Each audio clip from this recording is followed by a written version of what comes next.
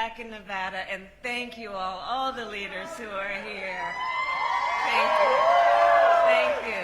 And can we please hear it for Dr. Norma and her extraordinary life and leadership, please.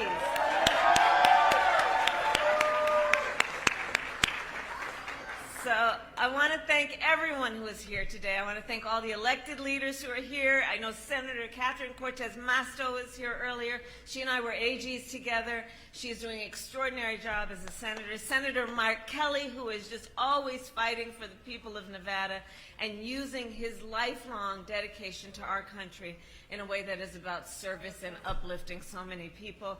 Governor Michelle Lujan Grisham, thank you for your leadership. And of course, Senator Jackie Rosen, who we will re-elect this November. And on behalf of my husband, the second gentleman of the United States,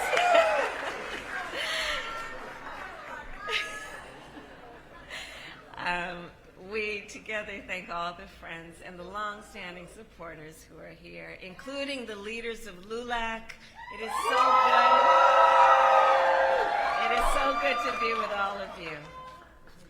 All right, so last night, President Joe Biden and Donald Trump had their first debate. And earlier today, the president said himself it was not his best performance. But there are three things that were true yesterday before the debate that are still true today. Let's level set on this, all right? First, the stakes of this race could not be higher. Second, the contrast in this election could not be more stark. And third, we believe in our President, Joe Biden, and we believe in what he stands for.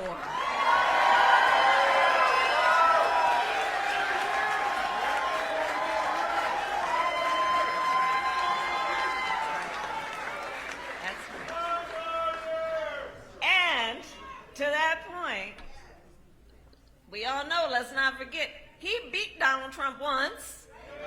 And in Nevada, with your help, we're going to do it again.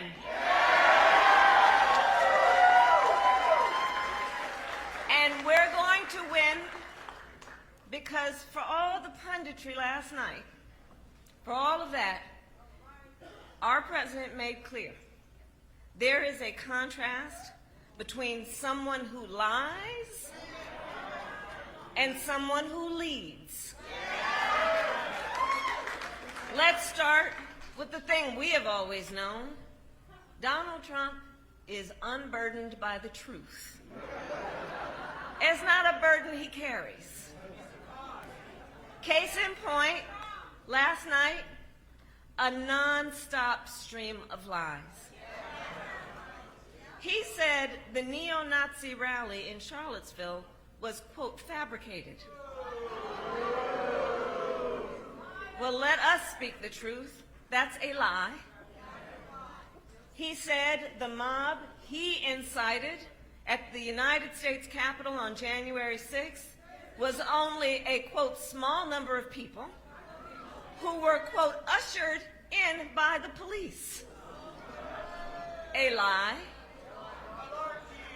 He claimed he never called our troops suckers and losers.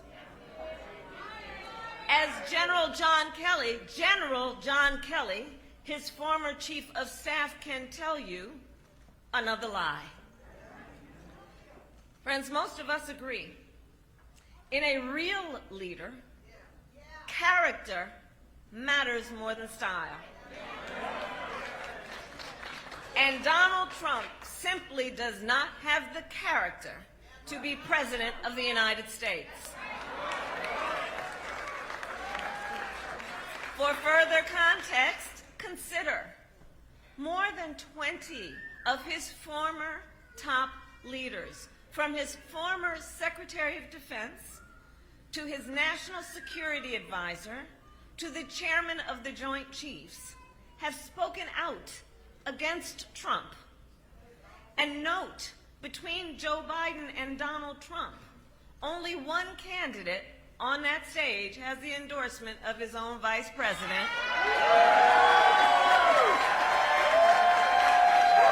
Joe Biden. And former Vice President Pence is evidently not supporting a second term for Trump because he knows Trump is a threat to our democracy, and he only fights for himself, not you.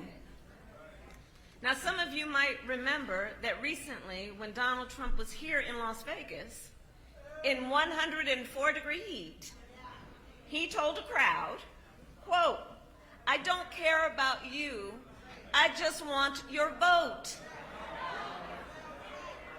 Well, that's about the only thing he said lately that rings true.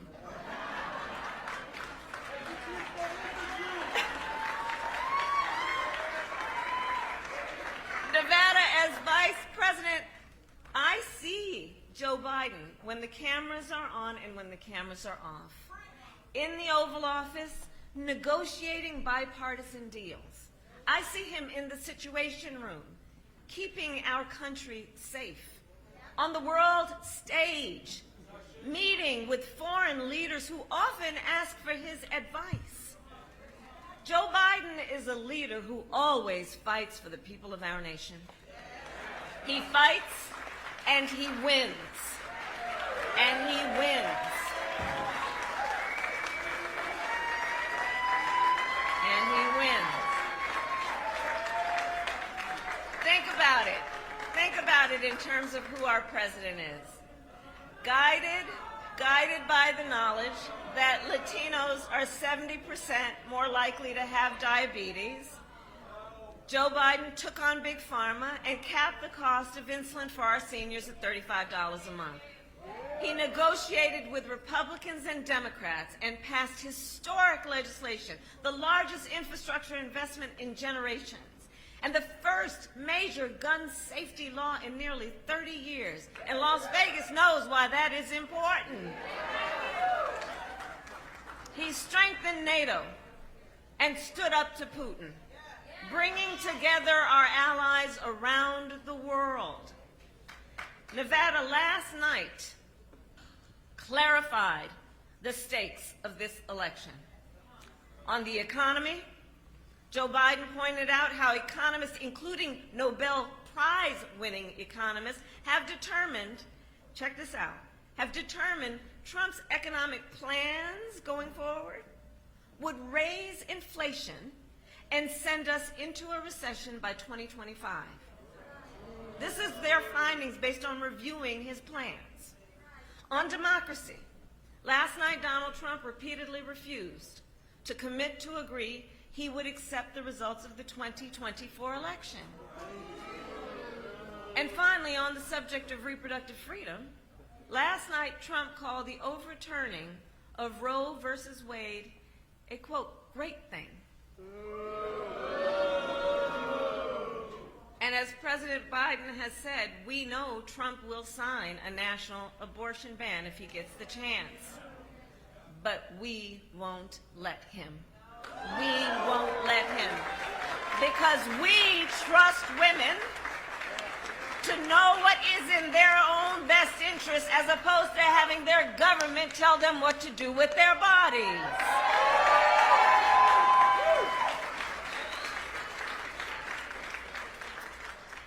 So, listen, we've got 130 days, I'm counting, until Election Day. 130 days.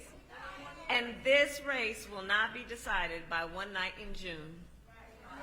This race will be decided by you, by us. Who sits in the White House next year will be determined by what we together do in these next 130 days. And ultimately, in this election, we each face a question. What kind of country do we want to live in? A country of freedom, compassion, and rule of law, or a country of chaos, fear, and hate?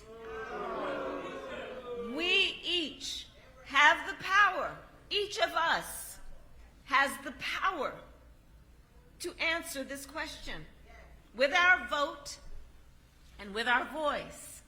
So today I ask Nevada, are you ready to make your voices heard?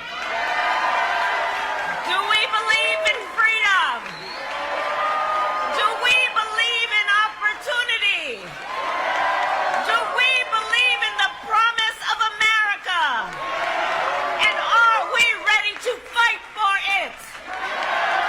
And when we fight, we win. God bless you, and God bless the United States of America. Thank you.